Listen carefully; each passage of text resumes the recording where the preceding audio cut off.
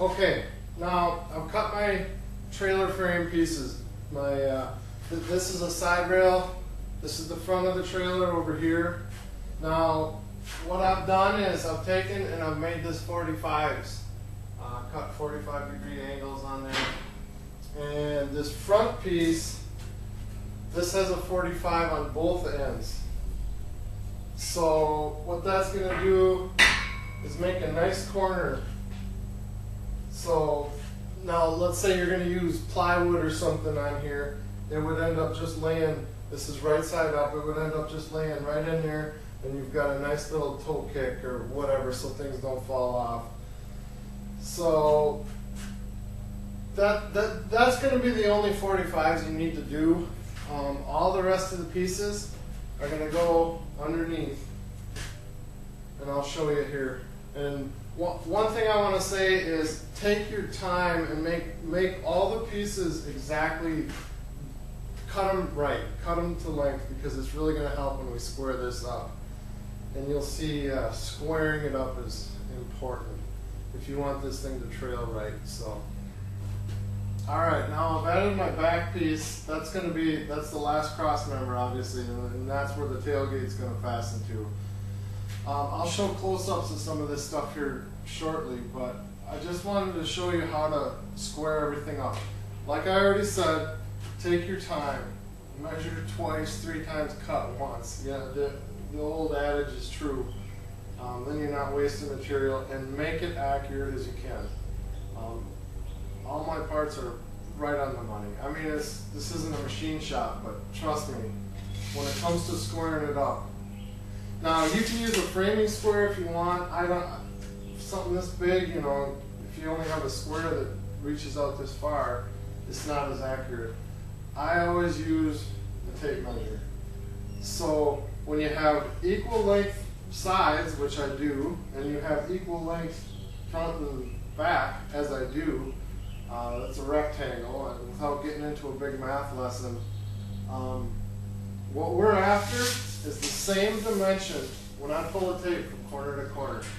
So I'm going to hook this outside corner right here. Make sure you got it hooked nice, because you're going to want to do the exact same thing when we go the other way. So basically I've got 114 and 7/16 inches. Alright? So I'm going to want the same thing to this side. And that's going to tell me if it's square or not. So I've got it hooked. And I've got 114 and 5/8. So it's a little different.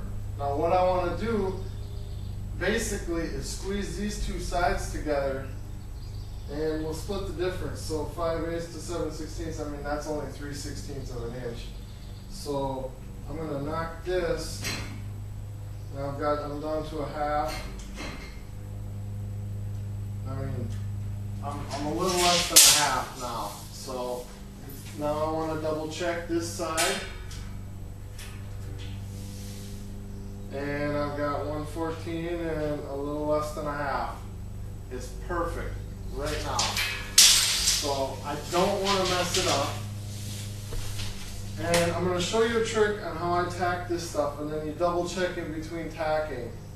But I'll show some close-ups here of what I've got going right now before I do any tacking. Alright guys, here's a picture of the corner where I 45'd it, and I've just got it obviously held in place with a vice grip. Now what I've got going here is, when I did, see that right there, that gap? Now when I did the 45, I did not cut this face, I only cut the long face at a 45. Now what that leaves me is a really nice corner weld. Look at the size weld I'll be able to put in there. Now that also adjusts the dimension just a hair, you know, the width of the iron, which is 3/16. So I'm going to show you where that'll come in handy. So technically right now this frame is measuring 60 and 3/8 because I got 3/16 extra on each side. And it's not a big deal for our hanger brackets because, I mean, what what's 3/16 of an inch. Trust me, like I said, this is it's not rocket science at all. So, all right, now where it comes in handy is back here. Now I've held this dimension from this point to the other side. I have 60 and 3/8. Remember, 3/16 on each side. So what I've got going here is, you can see that I'm not perfectly, I'm set in just a hair that way. But when I flip this over and I'm welding, I'll be able to put a very nice bead in here. I don't know, I'll try and get you right here. I'll be able to lay a real nice bead, whereas if this was flush, you can still lay a bead, but you're not, I don't know, it's just the little extras. I like to do it. If you have a problem with the dimensions changing, that 3/16 per side, you can always allow for it. You can always cut your pieces 3/16 short. So now what I'm going to want to do when I tack this up, and I'll show you after I do it, is I'm going to put a tack on the inside corner right here on all 4 corners. Right here.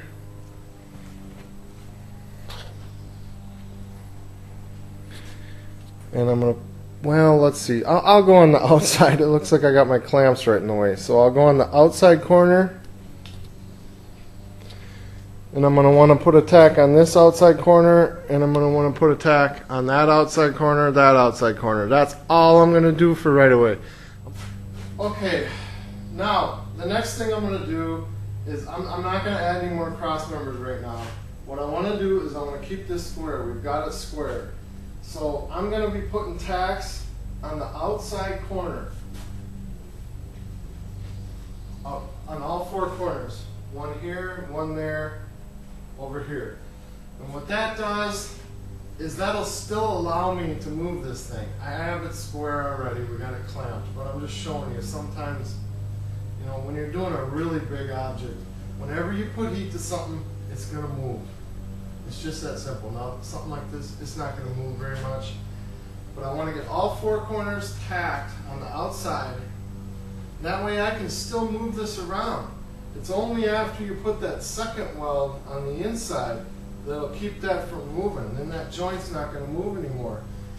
If I put a tack here and I had just 2 pieces, I could split that apart and I could actually move that around, even with this tack not breaking. But once I tack it here, from here to here, that joint is solid. You'd end up having to break tacks to change anything. So that's my next step.